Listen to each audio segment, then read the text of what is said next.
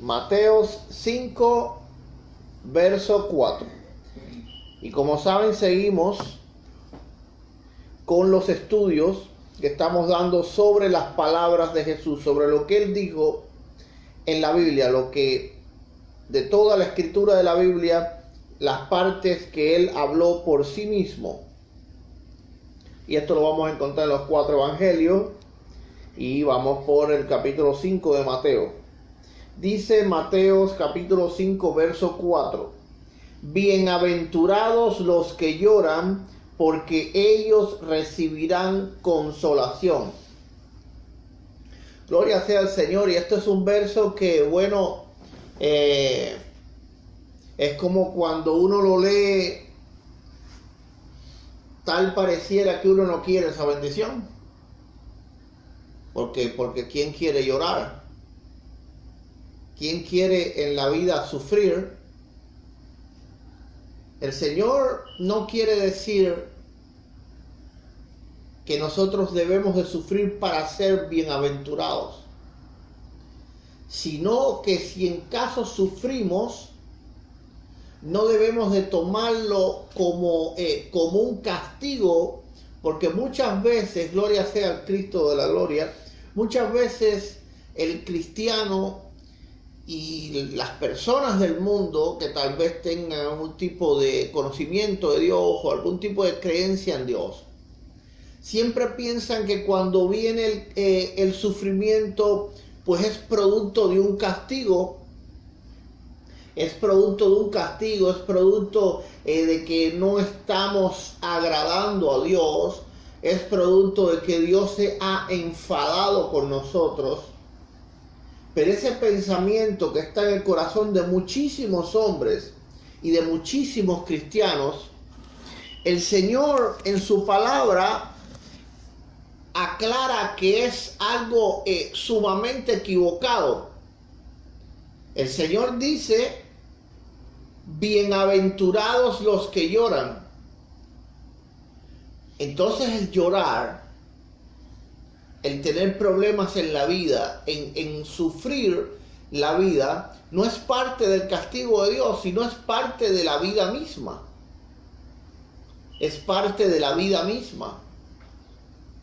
Cuando nacemos, ¿cómo nacemos? Llorando, siempre o salimos llorando o nos da unas nalgadas para que llore, para que los pulmones comiencen a respirar. Es decir, pues nosotros venimos al mundo llorando y nos queremos ir riendo. Gloria sea al Señor. Pero la vida misma incluye todos esos momentos sufridos que se pueden tener en la vida de una persona, de cualquier persona.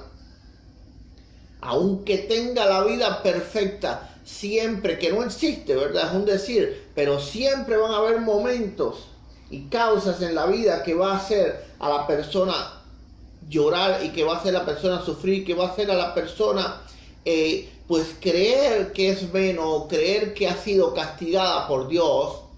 Y no debemos de creer que cuando el sufrimiento llega a nuestras vidas es producto del castigo de Dios, porque la Biblia nos habla de Job.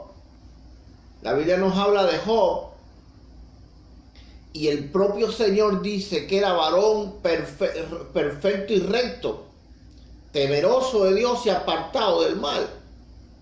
Y claro, hablando de la perfección humana, ¿verdad? Es decir, era un hombre que trataba de caminar respecto a Dios y a toda la ley de Dios en todas las cosas. No solo por él, inclusive por los demás. Job ofrecía sacrificios por sus hijos, por si acaso pecaron.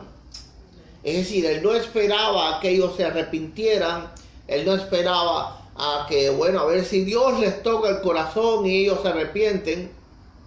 No, él llegaba y pedía perdón por los pecados de sus hijos, como mismo hacía Daniel por los pecados del pueblo. Gloria sea al Señor. Amén. Aunque Daniel era un hombre recto. Y le vino la tribulación a Job. Vino la prueba a Job. Vino la tribulación, vino el llanto. La Biblia no nos narra con profundidad el sufrimiento de aquel hombre, porque el propósito de Dios no era exaltar cuánto él sufrió, sino exaltar la fe y cuánto Dios doblemente lo bendijo. Amén. El Señor dice, bienaventurados los que lloran, porque ellos recibirán consolación. Y vamos a poner un punto en la palabra consolación. Porque la palabra consolación no necesariamente implica la solución del problema. No necesariamente implica la solución del problema. Cuando alguien te consuela, es decir, eso quiere decir que hace tu dolor más llevadero. Van a ser consolados. Cuando a un niño se le consuela, ¿qué hace? Que está llorando y se carga, ¿verdad? Para que el niño sienta consuelo. Es decir, el sufrimiento no sea tan agudo, gloria sea al Señor. Amén. Y el Señor le llama a esto una bienaventuranza. El Señor le llama una bienaventuranza. ¿Por qué razón? Porque esto nos indica que el sufrimiento, cuando nosotros sufrimos, pues Dios pone sus ojos en nosotros. Como buen padre, o bueno, como el único buen padre que existe, porque los demás somos copias y malas copias, gloria sea al Señor, amén. Cuando el padre siente llorar a un hijo, no va a ir a ver al otro. Es decir, ¿ves? Va a ir a ayudar a quién está llorando, a quien está clamando, a quien tiene la necesidad. Y muchas veces en los periodos de sufrimiento de la vida del cristiano es un periodo de acercamiento a Dios, y es cuando Dios más se acerca a nosotros, aunque la mayoría de las veces es cuando más nosotros nos alejamos de Él. ¿Por qué razón? Porque le culpamos, directa o indirectamente. Si es tanto nuestra locura y nuestro desvarío, llegamos a decir, esto tú lo hiciste. Y si entonces no estamos tan locos, pero aún así lo culpamos, le decimos, ok, no lo hiciste, pero lo permitiste. Así que de alguna manera tienes culpa. Y entonces nos apartamos de Dios y nos alejamos de Dios. Pero la palabra dice que somos bienaventurados cuando lloramos, cuando sufrimos. ¿Por qué razón? Porque el Señor entonces viene a consolarnos.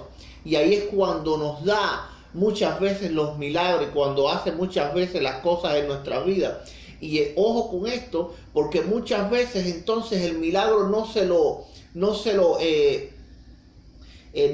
creemos que fue Él, o no se lo adjudicamos a Él. ¿Por qué razón? Porque decimos, no, si en ese momento era cuando más yo estaba apartado, porque yo no quería saber nada de Dios. Tú estabas apartado de Él, pero no necesariamente Él estaba apartado de ti. Amén. Y entonces en ese momento que decimos, ok, ahora sí sé que Dios no me ayuda, entonces viene la solución del problema. Y viene la solución del problema y nosotros decimos, verdaderamente Dios no me ayudó, sino que yo me ayudo a mí mismo. O me salieron bien las cosas. O es cuestión de suerte. Pero el Señor dice, bienaventurados los que lloran, porque ellos recibirán consolación. Es decir, ellos reciben la potestad de estar cerca de Dios, de ser consolados por Dios, de ser más amados por Dios. Y cuando, ¿verdad?, leemos este sermón, el sermón del monte, pues tiene palabras que nos puede parecer muy duras, pero no lo es. El sufrimiento, como quiera, va a venir. No es para leer y temer, es para leer y decir, ok, o cualquiera que ocurra, yo sé que Dios va a estar conmigo. yo sé que no estaré solo. Y esa es una gran bienaventuranza, porque es como, por ejemplo, imaginemos un mecánico de auto que nos dice, es nuestro amigo y nos dice, óyeme, si se te rompe el carro, no te preocupes, yo no te cobro nada, yo te lo arreglo. Por dentro de mí nosotros decimos, ¿y quién te dijo a ti que yo quiero que se me rompa? ¿Eh? Sí, cuando el Señor nos dice, bienaventurados los que lloran, y nosotros decimos, no sé tú, pero yo no quiero llorar. Pero al menos sabemos que no pensamos en que vamos a necesitar ese mecánico. Pero cuando se rompe el carro, ¿qué pasa? ¿Que a quién llamamos? A quien nos dijo, podíamos contar con Él. Y eso, poder contar con Dios en los momentos tristes de nuestras vidas, poder contar con alguien es una gran bienaventuranza. Es como la familia. Y claro, no toda la familia. Gloria sea al Señor, no toda la familia. Porque no con toda la familia no se puede contar. Y eso lo sé en carne propia. No con toda la familia se puede contar. Pero con la familia que sí se puede contar, bueno, uno sabe que si le ocurre algo en la vida que uno necesita ayuda, pues puedes recurrir ahí. Dios es mucho más que eso. Dios es el todo del todo. Y somos bienaventurados tan solo por tener la oportunidad de, en caso que suframos, porque no es que Dios dice, óyeme, como es una bienaventuranza, yo te voy a hacer sufrir para que tú seas bienaventurado. No, en caso que suframos, sabemos que Dios va a estar siempre con nosotros. Esta es la palabra que Dios puso hoy en mi corazón. Y le pido al Señor que la recibas abundantemente, porque somos bienaventurados tanto cuando estamos alegres como cuando sufrimos, porque sea una cosa o la otra, Dios siempre está con nosotros. Que Dios les bendiga, es mi mayor y único anhelo.